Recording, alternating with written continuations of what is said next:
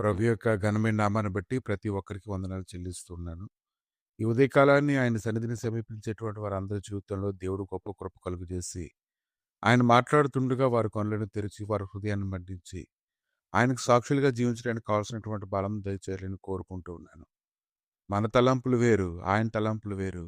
ఆయన తలంపుల నుంచి మన సమస్తాన్ని చూసినప్పుడు అవి మనకు మరుగై ఉండక తేటగా కనిపిస్తాయి. అందుకొరకు ఆయన గుమ్మం గడపలు ఎద్దాం మనం కనిపెట్టుకొని ఉండాలి. యోహాను సువార్త 4 అధ్యాయము 35-49 వచనాల వరకు. ఇంకా 4 నెలలైన తర్వాత కోతకాలం వచ్చునని మీరు చెబుదురు గదా! ఇదిగో మీ కనులెత్తి పొలంలోను చూడుడి. అవి ఇప్పుడే తెల్లబారి కోతకు వచ్చి ఉన్నవని మీతో చెప్పుచున్నాను. ప్రభు యొక్క హృదయమంతా ఇప్పుడు కూడా ప్రజల కొరకే ఉంది. రక్షించబడవలసినటువంటి వారి కొరకు అతను ప్రకటిస్తూనే ఉన్నాడు. అతను సిలువలో కూడా ఒక దొంగని రక్షించుకోవడాన్ని మనం చూస్తూ ఉన్నాము. నిజానికి దేవుడు అక్కడ పండుతున్నటువంటి పంటను గురించి కాదు గాని, ప్రజలను గురించి ఆయన అక్కడ మాట్లాడుతూ ఉన్నారు. ఒక సమరయ స్త్రీకి ఆయన లేఖనాలు ప్రకటించినప్పుడు, ఆమె ద్వారా ఎంతో కోతను కొయ్యడానికి అతడు సిద్ధంగా ఉన్నాడు.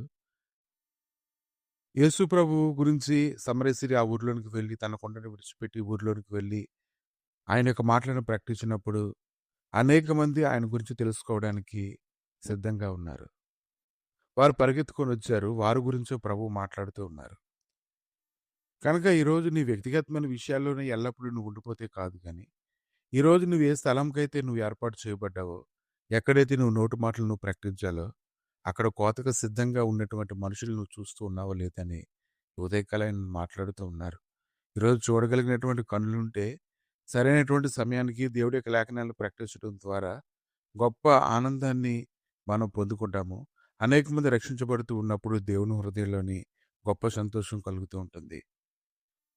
ఇర్మియా 1 అధ్యాయము 9 నుంచి కొన్ని వచనాలు చూసినప్పుడు, విరగొట్టుటకు, పెళ్లగించుటకు, పడద్రోయుటకు, నశింపజేయుటకు, కట్టుటకు, నాటుటకు అనేక జనముల మీద నేను నిన్ను నియమించున్నాను, నీ నోటిని ముట్టి ఉన్నాను అనేటువంటి గొప్ప మాటలను మనం జ్ఞాపకం చేసుకున్నప్పుడు, ఈరోజు నువ్వు చేయవలసినటువంటి పని అది ఎంత గొప్పగా ఉందో అది నిన్ను సూచిస్తూ ఉంది.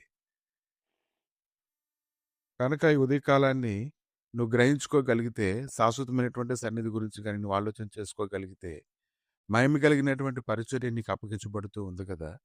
దాని గురించి నువ్వు ఆసక్తి కలిగి, ఆయన వలె నువ్వు చూడగలిగినట్లయితే అది నీకెంతో మేలు. కాబట్టి ఈ యొక్క శిష్యులందరూ ఎలా ఉన్నారో, ఇంకా లేఖనాలు ప్రకటించవలసినటువంటి వారు అనేక మంది ఉన్నారు. ఇంకా దేవుడి యొక్క పరిచర్య చేయవలసినటువంటి వారు అనేక మంది నన్ను ఎన్నిక చేసుకొని ఉన్నాడు. ఆయనైతే ప్రతిరోజు సమయమందును కోతకు సిద్ధంగా ఉన్నటువంటి ప్రజలను గురించి అతను మాట్లాడుతూ ఉన్నాడు. అతను పరిశుద్ధ గ్రంథంలో సువార్తలన్నిట్లో చూసినట్లయితే, అతను వెంటనే అనేటువంటి మాట, ఒకదాని తర్వాత ఒకటి వెంటనే అనేటువంటి మాట పరిచర్యలో అతను చాలా ఆసక్తితో చేయడాన్ని మనం చూస్తున్నాం. కనుక ఈరోజు నీ కుటుంబంలో నువ్వెంత కోత కొయ్యాలో, అలాగే నువ్వు వీధిలోకి పోయినప్పుడు ఎంతమంది నువ్వు రక్షించుకోవాలో, ఇంకా నువ్వు అడుగుపెట్టేటువంటి ప్రతి స్థలంలో ఆయనకి ప్రజలుగా ఆయన ఏర్పాటు చేసుకున్నటువంటి వారందరినీ కూడా ఎంత సిద్ధపరచాలో, అది నీ మీద మోపబడినటువంటి భారంగా ఉంది. దాన్ని నువ్వు సంతోషంగా నీ హృదయంలోకి తీసుకొని, అనేక మంది రక్షించబడేలాగా నువ్వు సిద్ధపడాలి. ఉదయకాలాన్ని ఆయన అదే కోరుకుంటున్నాడు కనుక, నీవు ఆసక్తి కలిగి, ఆయన సన్నిధిలో నువ్వు కనిపెట్టుకున్నట్లయితే, దేవుడు నిన్ను బలంగా వాడుకుంటాడు. అన్ని విషయాల్లో నిన్ను కృపనిచ్చి నీకు నడిపిస్తాడు. ప్రభా, ఈ ఉదయకాలాన్ని తండ్రి నాయన, ఇదిగో ప్రభా, కోతకు వచ్చినటువంటి ప్రతి ఒక్క మనుషులను నీ సన్నిధిలో సమకూర్చడానికి గాను ప్రభా నైనా ప్రతి ఒక్కరికి చూడగల కన్ను, వినగల చెవి, గ్రహించగలిగినటువంటి హృదయమును దయచేసి నీ మహిమ సన్నిధిని నీపు నడిపించి బలపరచమని, నీ గొప్ప కార్యాలు జరిగించమని, మీరే మహిమగంత ప్రభావాలు పొందమని యేసుక్రీస్తు నామములు అడిగి వేడుకుంటున్నాం తండ్రి. ఆమేన్.